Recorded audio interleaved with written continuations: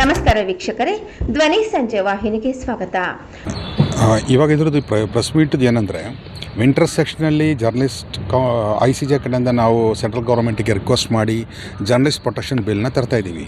ಆ journalist protection ಬಿಲ್ಲಲ್ಲಿ ಒಂದು ಇದನ್ನು ಆ್ಯಡ್ ಮಾಡಬೇಕು. ಯಾವುದೇ ಜರ್ನಲಿಸ್ಟ್ ವಿರುದ್ಧ ಒಂದು FIR ಮಾಡೋಂಗಿದ್ದರೆ ಅಡ್ವೊಕೇಟ್ ಬಿಲ್ಲಲ್ಲಿ ಹೆಂಗಿದೆಯೋ ಅದೇ ಥರ ಮ್ಯಾಜಿಸ್ಟ್ರೇಟ್ ಹತ್ರ ಅಪ್ರೂವಲ್ ಕೇಳಿಕೊಂಡು ಅವರದು ಅಪ್ರೂವಲ್ ತಗೊಂಡ ಮೇಲೆ ಜರ್ನಲಿಸ್ಟ್ ವಿರುದ್ಧ ಯಾವುದೇ ಥರ ಕೇಸ್ ಮಾಡಬೇಕಾಗಿರೋದು.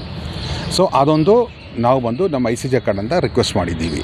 ಅದನ್ನು ಆ ಒಂದು ಇದನ್ನು ಆ್ಯಡ್ ಮಾಡಿ ಬಿಲ್ಲಲ್ಲಿ. ಅಡ್ವೊಕೇಟ್ ಅಂತ ಕೂಡ ಕೆಲವರು ಹೇಳ್ತಾರೆ, ಏನು ಹೇಳ್ತೀರಾ ಸರ್ ಅವರು ಅದ್ರ ಬಗ್ಗೆ? ನಾನು ಯಾವತ್ತೂ ಮೊದಲಿಂದ ಜರ್ನಲಿಸ್ಟ್ಗೋಸ್ಕರ ಯಾವಾಗಲೂ ಅವ್ರಿಗೋಸ್ಕರ ಫೈಟ್ ಮಾಡಿದ್ದೀನಿ. ಸುಳ್ಳು ಕೇಸುಗಳು ಹಾಕ್ಕೊಂಡು ಜರ್ನಲಿಸ್ಟ್ಗಳನ್ನ ಅರೆಸ್ಟ್ ಮಾಡಿದಾಗಲೂ ಎಲ್ಲ ಕಡೆ ಆ ಕಡೆ ನಮ್ಮ ಇಲ್ಲಿಂದಲ್ಲ ಎಲ್ಲ ಕಡೆ ಹಂಗೆ ಆದಾಗ ಜರ್ನಲಿಸ್ಟ್ಗಳಿಗೋಸ್ಕರ ನಾನು ಯಾವಾಗಲೂ ಹೋಗಿ ಮಾತಾಡಿದ್ದೀನಿ.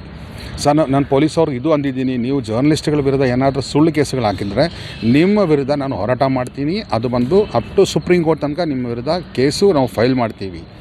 ಅದಕ್ಕೋಸ್ಕರ ನಾವು ICJ international council for journalist ಅಂತ ಇರೋದು. ಸೊ ನಾವು ಅದನ್ನು ಯಾವತ್ತೂ ಮಾಡಿದ್ದೀವಿ. ಅದಕ್ಕೋಸ್ಕರ ಅವ್ರು ನನ್ನ ಜರ್ನಲಿಸ್ಟ್ಗಳ ಅಡ್ವೊಕೇಟ್ ಅಂತ ಕರೆದ್ರು. ಹ್ಯಾಪಿ, ಸಂತೋಷ.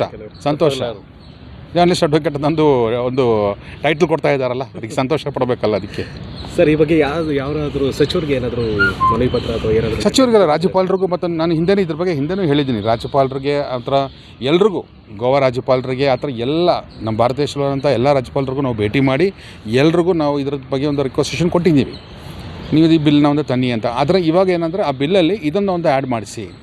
ಏನಂದರೆ ಈ ಜರ್ನಲಿಸ್ಟ್ ಪ್ರೊಟೆಕ್ಷನ್ ಬಿಲ್ ಅಂತ ನೀವು ಬರುವಾಗ ಅದರಲ್ಲಿ ಆ ಜರ್ನಲಿಸ್ಟ್ಗಳ ಮೇಲೆ ಕೇಸ್ ಮಾಡುವಾಗ ಮ್ಯಾಜಿಸ್ಟ್ರೇಟ್ರ್ ಪವರ್ ಮ್ಯಾಜಿಸ್ಟ್ರೇಟ್ರ್ ಆರ್ಡರ್ ಮೇಲೆ, ಆ ಆರ್ಡರ್ ಮೇಲೆ ಅವ್ರ ಹತ್ರ ಅಪ್ರೂವಲ್ ತೊಗೊಂಡ್ಮೇಲೆ ನೀವು ಇದು ಮಾಡಿ.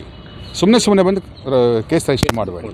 ಅದೇ ಈಗ ಪ್ರೆಸಿಡೆಂಟ್ ಆಫ್ ಇಂಡಿಯಾ ಅಥವಾ press council of India, president of ಇಂಡಿಯಾಗೆ ನಾವು ಅಪಾಯಿಂಟ್ಮೆಂಟ್ ಕೇಳಿದ್ದೀವಿ.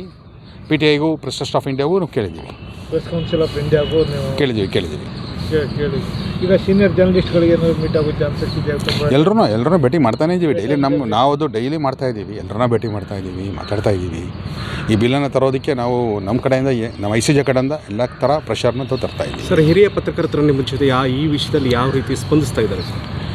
ನಾವು ಹೇಳ್ತಾ ಇರೋದೇನೆಂದರೆ, ಅಕ್ರಿಡೇಷನ್ ಕಾರ್ಡ್ ಇಟ್ಕೊಂಡಿರೋ ಎಲ್ಲ ಜರ್ನಲಿಸ್ಟ್ಗಳು ಇವಾಗ ಒಂದು ಯೂಟ್ಯೂಬ್ ಚಾನಲ್ ಇಟ್ಕೊಂಡ್ರೆ ಮತ್ತು ಅದೇ ಥರ ಒಂದು ಫೇಸ್ಬುಕ್ ಅಕೌಂಟ್ ಇಟ್ಕೊಂಡವರೆಲ್ಲ ಪತ್ರಿಕೆ ಅವ್ರು ನಾವು ಹೇಳೋಕ್ಕಾಗಲ್ಲ.